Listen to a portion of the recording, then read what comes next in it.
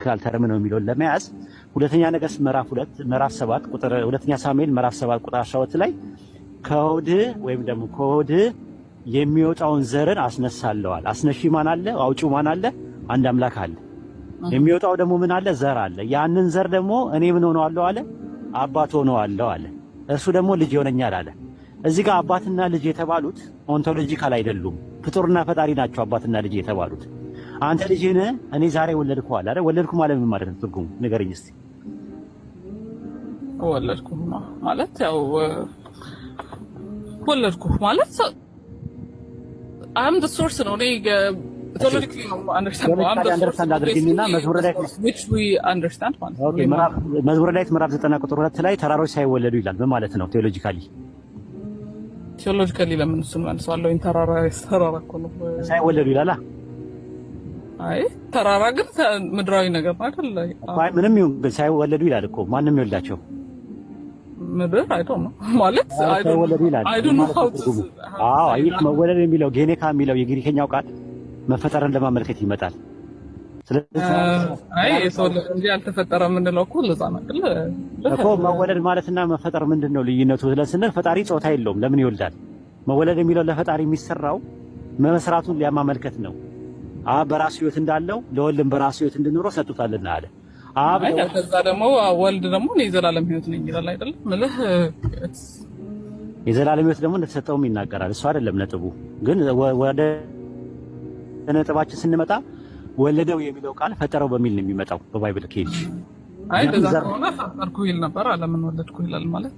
ተራሮችን ሳይወለድ የሚለው ነገር ለምን ሰራዊት ሳይፈጠሩ ለምን አላለው? ለምን ሳይወለዱ ለምን አለው? እንደዛ ከሆነ ተራሮች ካለመኖር ወደ መኖር እየመጡ ስላልሆነ ነው እየወተወለዱ ወደ ታዲያ ተራሮች ሳይወለዱ የሚለውን ነገር ሳይፈጠሩ ብሎ ለምን አላስቀመጠውም? ሳይወለዱ ብሎ ለምን አስቀመጠው?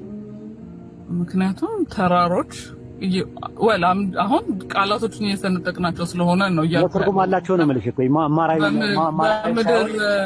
ማራይ ሳይሆኑ ፍካራዊ ተወልደው ነው ካለመኖር ሳይሆን የመጡት ከነበረው ነገር ተወልደው። ተራሮች ሳይወለዱ ሲባል ሳይፈጠሩ ማለት አይደል እንዴ ተብሎ የተተረጎሙ በእናንተ? እኔ እንጃ ማለት አሁን እንዳልኩ ነው። ኮሜንታሪውን አላነበብኩም። ችግር የለውም። ኢየሱስ መፈጠሩን ላሳይሽ፣ ፈጠረኝ ያለበትን ላሳይሽ፣ ሁለት ቦታ ጥቅስ ላሳይሽ። ኢየሱስ ምን ፈጠረኝ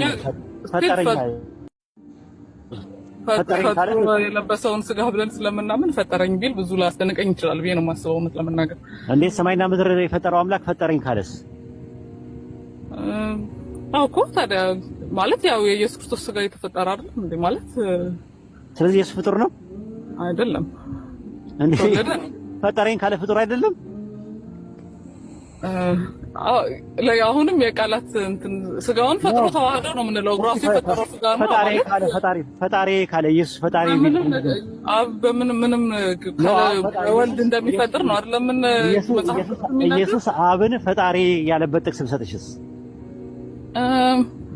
እኮ ስቲል ላይክ እንዴት ልበልህ ወልድም ፈጣሪ ነው። ላይክ እኛ እኮ ከሰማይ ሳይጎል በምድር ተገኘ ነው የምንለው አይደል? ስለዚህ ፈጣሪነት አብ he's the source አብ is the source። ስለዚህ ፈጥሮታል እኮ ነው ፍጡር ነው ማለት ነው። ኢየሱስ ክርስቶስ ነው የሚፈጠረው አይደል? ማን ተፈጠረ አልኩኝ እኔ? እሱስ ጥጂዛ ተፈጠረ አልኩኝ። ስለ ኢየሱስ ክርስቶስ ነው እስካሁን የምናወራው።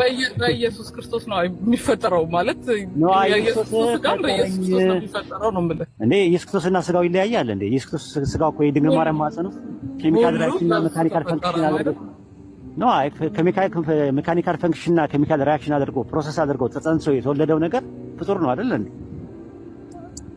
አይ ሶሪ ማለት ያው ኦብቪየስሊ እንደዚህ አይነት ቃላቶችን መጠቀም አልችልም፣ ግን ኢየሱስ ክርስቶስ ራሱ የራሱን ስጋ ፈጥሮ ነው የለበሰው። ሰው የቱ ጋር ነው ፈጥሮ የለበሰው የሚለው? የቱ ጋር ነው? እኔ አብ እንደፈጠረለት ነው ማለት ነው እኮ። አይ የቱ ጋር ነው ስጋውን የራሱን ስጋ ድንግል ማርያም ማህፀን ውስጥ የነበረውን ስጋ ፈጠረ ይላል። በምን ይፈጠራል? ስለዚህ ኢየሱስ ራሱን ፈጥሯል።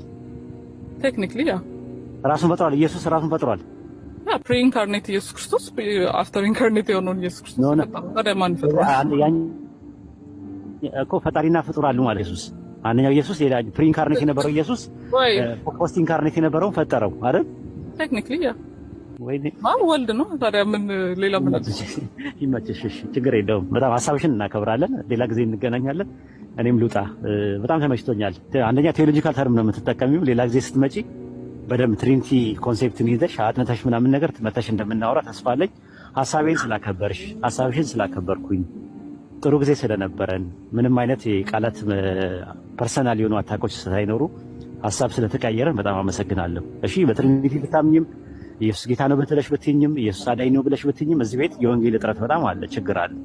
ችግር የለም። ሰብካለሁ መጥቼ በቂ 20 ደቂቃ ምናምን እንፈቅድልሻለን። አብዱልከሪም ምንድን ነው አላማና ኢላማ? ያው ቤት እየከፈተ ኑና ስበኩ እያለ ነው እንትን የሚለው። የወንጌል እጥረት በጣም አለ እዚህ። እኛ ጋር ፕሮቴስታንት አይመጣም፣ ኦርቶዶክስ አይመጣም፣ አይሰብኩንም። በእኔ ጣሉት። ችግር የለም። እንትን ግን ቁርአን ላይ የተወሰኑ ጥያቄዎች ነበሩኝ። አሁን አንተ ባትኖር ችግር የለም። አይ ቲንክ ሌላ ሰው ይቀጣሉ። ሌሎች ወንድሞችም ስላሉ ከእነሱ ጋር ቁርአን ላይ ተቀጣያለሽ። ከኔ ጋር ብትኖር ጥሩ ነው። እኔ ጋር ብርድም አለ ሌላ